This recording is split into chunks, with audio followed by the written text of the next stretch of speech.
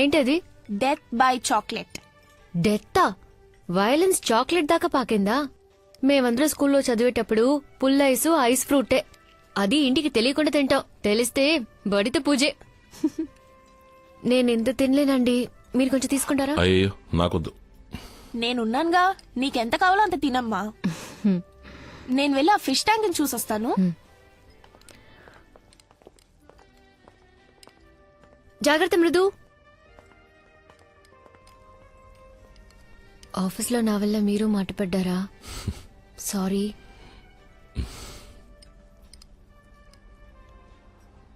మేము ఐర్లాండ్ వెళుతున్నాం. మేమంటే? నేను మృదుల.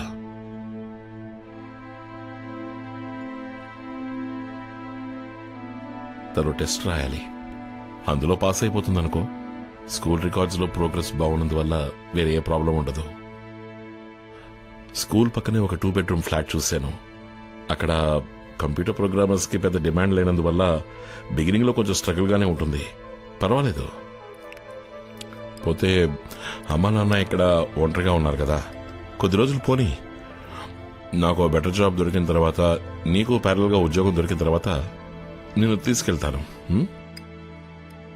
అదెప్పుడండి? 1 సంవత్సరం, 2 సంవత్సరాలు? ఎప్పుడో తెలియని అన్నేళ్ళు నేను ఆఫీస్కు వెళ్ళడం, తిరిగి రావటం, అంతేనా? ఇప్పుడు అత్తయ్య మావయ్య ఆరోగ్యంగానే ఉన్నారు. మీరిద్దరు మాత్రమే నా ప్రపంచం. ఎవరి కళ్ళకి నేను అడ్డురాను. మృదు లేకుండా నేను ఒక్కదానే ఉండడం ఊహించుకోలేకపోతున్నా. తనకి ప్రపంచం తెలియని వయసు. ఒక అమ్మగా తనకి నా తోడు అవసరం, నాకు తన తోడు అవసరం. నువ్వు అనుకునేంత చిన్నపిల్ల ఏం కాదు. తను అన్ని మేనేజ్ చేసుకోగలదు. నాతో చాలా మెచ్యూర్డ్గా మాట్లాడింది. మోరోవర్, నాతోనే తను ఉండబోయేది. అదిగాక ఇంత మంచి ఆపర్చునిటీ తనకు దొరికినప్పుడు అనవసరంగా 13 ఏళ్ల అమ్మాయికి ఆపర్చునిటీస్ కన్నా అవసరాలే ఎక్కువ ఉంటాయి. ఒక అమ్మగా నేను మాత్రమే తనకి చెప్పాల్సినవి, చెయ్యాల్సినవి తనకి తెలియకపోవచ్చు. అవి మీకు కూడా తెలియట్లేదా? మీరొక మంచి తండ్రి కావచ్చు, కానీ ఒక అమ్మగా ఎప్పటికీ ఉండలేరు. వసంతి, ముందు ఈ పాతకాలం సెంటిమెంట్స్ అన్ని వదిలేసి కొంచెం ప్రాక్టికల్ గా ఆలోచించు. అమ్మ నాన్న పిల్లలు అన్నదే కదా జీవితం. అదెప్పుడు పాత సెంటిమెంట్ అయింది? ఇంటర్నేషనల్ స్కూల్లో సిలబసే జీవితం అయితే నా కూతురికి అదొద్దు. నా కూతురు నాతోనే ఉంటుంది. ప్లీజ్. నువ్వు మాట్లాడిందే చివరి వరకు మాట్లాడతావు నాకు తెలుసు. తనక్కడ చదువుకోవాలని ఆశపడుతోంది. ఒక తండ్రిగా నేను చెయ్యాలి. ఈ టైంలో వదిలేసి వెళ్ళిపోయి తనకేదైనా జరిగిందంటే?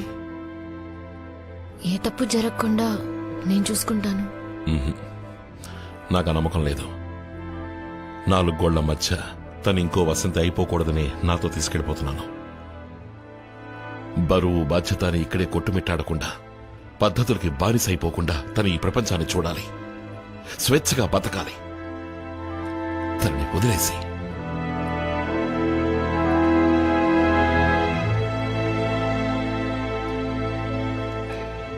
Attention ladies and gentlemen, this is the boarding announcement for all passengers traveling on KLM Royal Dutch బాగా చదువుకో.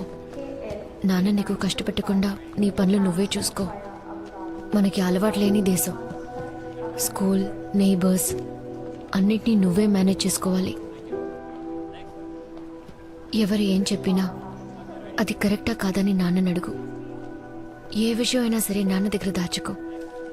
ఎప్పుడూ నాన్న మాటే విను.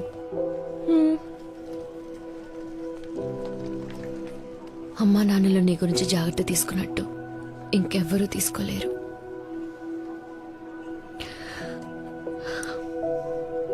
ఇంకెవ్వరు. నువ్వేం దిగులు పడకమ్మా. నీ ఫోన్ లో వైబర్, ఆనేజ్ అని 10 యాప్స్ డౌన్లోడ్ చేసి పెట్టాను. రోజు నేను స్కూల్ నుంచి రాగానే నీకు ఫోన్ చేస్తాను. అప్పుడు ఇక్కడ 10:30 అవుతుంది. నువ్వు నిద్రపోవడానికి వెళ్తావు. నీకు నిద్ర వచ్చే వరకు మాట్లాడతాను. ఏదైనా నిన్నే అడిగి తెలుసుకుంటాను. నేనెక్కడున్నా నీ కూతుర్లేనమ్మా. That's for sure. మొత్తం ఎన్ని? ఒకటి.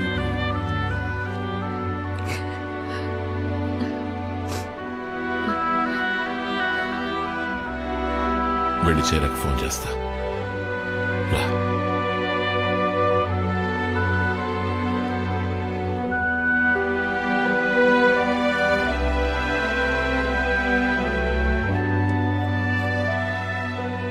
నువ్వు మా గురించి దిగులు పడకు, మేం బాగానే ఉంటాం. వసంతని ఎక్కువ రోజులు ఒంటరిగా వదిలేయకు.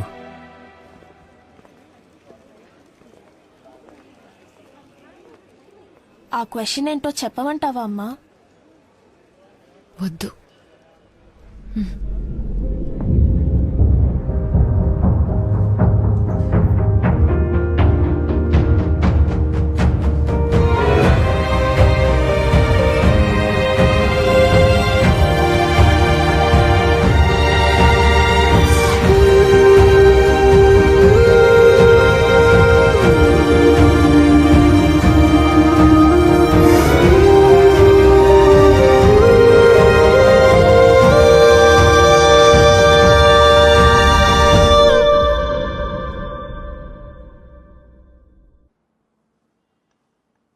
ఈ రోజు తనకి స్పెషల్ క్లాస్ ఉంది. మీరు వచ్చేటప్పుడు తనని పికప్ చేసుకుని వచ్చేయండి.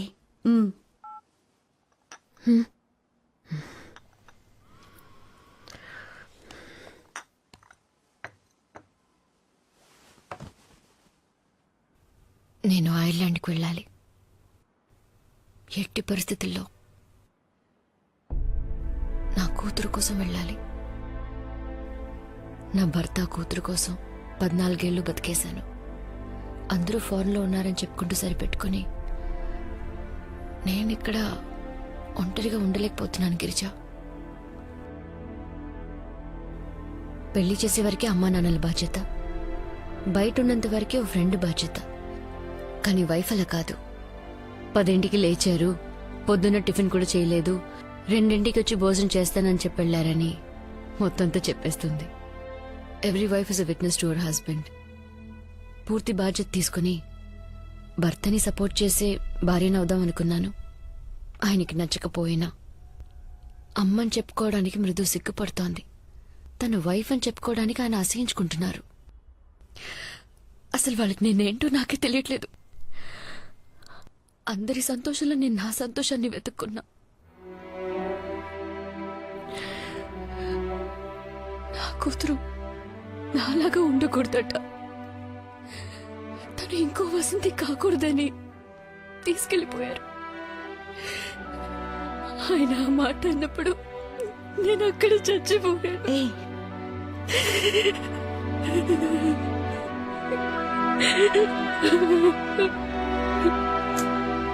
Vasanthi,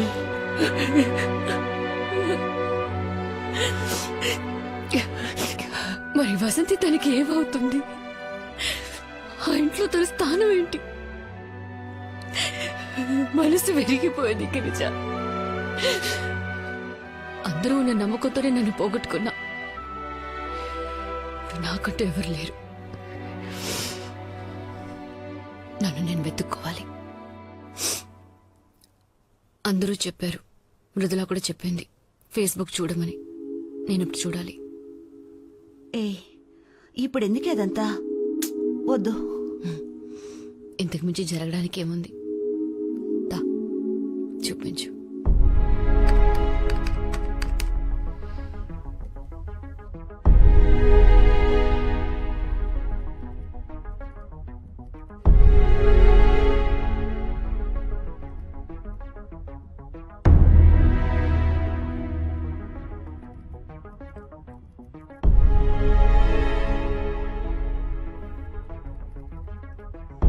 Vasanthi, are you a servant or a government servant? అయ్యో, నిజమైన పాద పూజ అంటే ఇదే. వెల్కమ్ తెలుగునారి.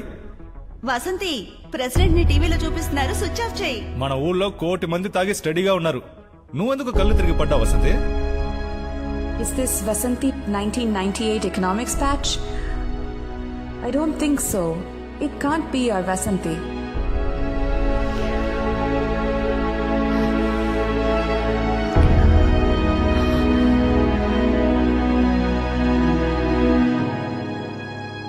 వసంతి మేడం, కలెక్టర్ గారు మిమ్మల్ని పిలుస్తున్నారు.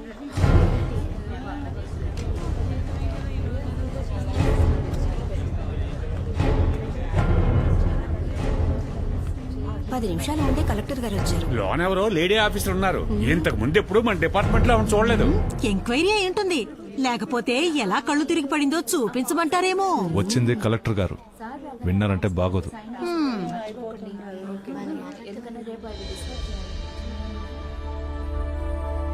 Good morning sir. Good morning. Susan తను నా కాలేజ్ మేట్. లక్కీలీ నాకు ఫ్రెండ్. మా కాలేజ్లో డ్రెస్ కోడ్ ఓ పెద్ద సమస్య. నాతో పాటు 20 మంది స్టూడెంట్స్ ని 15 రోజులకి ఎగ్జామ్ టైంలో సస్పెండ్ చేశారు. మా కోసం ప్రిన్సిపల్తో పోరాడి మమ్మల్ని మళ్లీ క్లాసుకు పంపించింది ఈ వసంతినే. అప్పటి నుంచే నేను తనకి ఫ్రెండ్ అయ్యాను. ఇన్ఫాక్ట్ నాకు ఇన్స్పిరేషన్ కూడా ఈ వసంతినే. ప్లీజ్.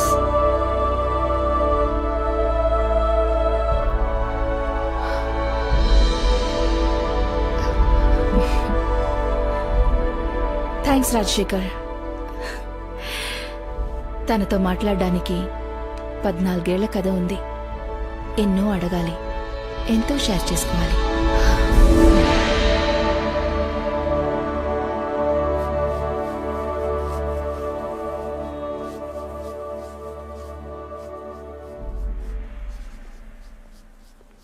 ఎవరది? ఇక్కడ ఏం చేస్తున్నారు? వెంటనే బయటికి వెళ్ళండి. వెంటనే వెళ్ళిపోవాలా? అవుటర్స్ లోనకి రాకూడదండి. ముందు బయటికి పండి, లేదా ప్రిన్సిపల్ గారికి కంప్లైంట్ చేస్తాను. వెళ్ళండి, వెళ్ళి కంప్లైంట్ చేయండి.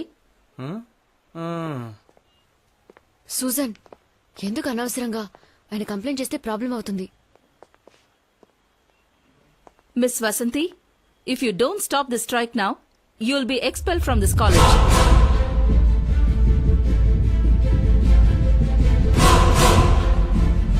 పోరాడదాం, పోరాడదాం. మా బట్టలు మా హక్కు, మా బట్టలు మా హక్కు. You can expel me sir, but I have a question. మన కాలేజ్ లో ఎవరు సభ్యత లేకుండా డ్రెస్ చేసుకోను లేదు, అసభ్యంగా హర్ట్ అయ్యేలా కమెంట్ చేయను లేదు. మేము అన్నిటినీ స్పోర్టివ్ గానే తీసుకుంటాం. ఇక చూసే విధానం అంటారా? ఇంట్లో అక్కకో చెల్లికో అమ్మకో పొరపాటున పవిట జారినప్పుడు, లేక డ్రెస్ ట్రాన్స్పరెంట్ గా ఉన్నప్పుడు మగాళ్ళ ఫీలింగ్ ఏంటి సార్? ఇంట్లో ఉన్నట్టే బయట కూడా ఉండేలా మారాల్సింది వాళ్లే. వేసుకునే బట్టల వల్ల ఒకళ్ళ గౌరవం పెరగదు, ఉన్న పరువు పోదు. మేము ఈ డ్రెస్ కోడ్ ని అస్సలు ఒప్పుకోం సార్. ఆ వసంతి ఏమైంది? తెలీదు, వెతకాలి. జీవితం ఇంతేని సర్దుకుని సర్దుకుని చివరికి ఇరుక్కుపోయాను సూసన్. ఇలా మాట్లాడేది వసంతినా? ఈ కాలేజ్లో నీ పేరు చెప్పని స్టూడెంటే అప్పట్లో లేరు. నీ క్యాలిబర్లో సగం కూడా లేని నేను నిన్ను చూసి నీలాగే చదవాలి, నీలా మూవ్ అవ్వాలని నిన్నే ఇన్స్పిరేషన్ గా తీసుకుని ఇప్పుడు ఒక మల్టీనేషనల్ కార్పొరేషన్ లో చీఫ్ మార్కెటింగ్ ఆఫీసర్ గా ఉన్నాను. అసలేమైంది నీకు? నేనెలా కుటుంబం, పిల్లలు అని ఉండిపోయానని ఆ యూజువల్ క్లీషేస్ మాత్రం నాతో చెప్పొద్దు. ఉన్న భోజనాన్ని అందరికీ పంచిపెట్టి అర్ధాకలితో పడుకునే అమ్మలందరినీ ఓల్డేజ్ హోమ్స్ కి తీసుకెళ్లి వదిలేసే సెల్ఫిష్ సమాజంలో జీవిస్తున్నాం. ఒక అమ్మ ఏం చెయ్యొచ్చని కొన్నున్నాయి, చెయ్యకూడనివి ఎన్నో ఉన్నాయి. అందరికీ నచ్చిన ఆ కొన్నింటిని మనం చెయ్యొచ్చు, కానీ మనకి నచ్చిన ఎన్నింటిని మాత్రం మనం చేయకూడదు. అంతే కదా? సింపుల్ ఒక అమ్మాయి జీవితం. మనం అందరికీ సమాధానంగా ఉన్నందువల్ల వాళ్ళు ప్రశ్నగా ఉన్నారు. మనం ప్రశ్నగా మారితే ఎవరి దగ్గర సమాధానం ఉండదు. నువ్వు ఎవరికీ తెలియని వసంతిలా ఉన్నా పర్వాలేదు, కానీ అందరూ ఎగతాళి చేసే వసంతిలా ఎలా మారావు? జీవించడం కంటే ఆత్మగౌరవంతో జీవించడం ముఖ్యం కదా. డైలీ ఆఫీస్కు వెళ్లి అటెండెన్స్ రిజిస్టర్లో సైన్ చేసే వసంతిలా మాత్రం దయచేసి ఉండిపోకు. అందరి కోసం జీవించడం ఒక అమ్మాయి సహజ గుణం, కానీ నీకోసం కొంత టైం అలాట్ చేయి. నీకంటూ ఒక ఐడెంటిటీ కావాలి. Only then will the world begin to change for you. నువ్వు కనుమరుగైపోతే నీకు ముందు నీ కలలు కనుమరుగైపోతాయి. నువ్వది కాదు. Your dream is your signature. నీ వల్ల అవుతుంది, ష్యూర్గా అవుతుంది. నువ్వే చూడు, ఈ గర్ల్ స్వతంత్రంగా డ్రెస్ చేసుకోవడంలోనూ స్వతంత్రంగా నవ్వడంలోనూ వసంతి ఉంది. ఆ వసంతిని నేను చూడాలి. ఇకపై తనని మాత్రమే చూడాలి.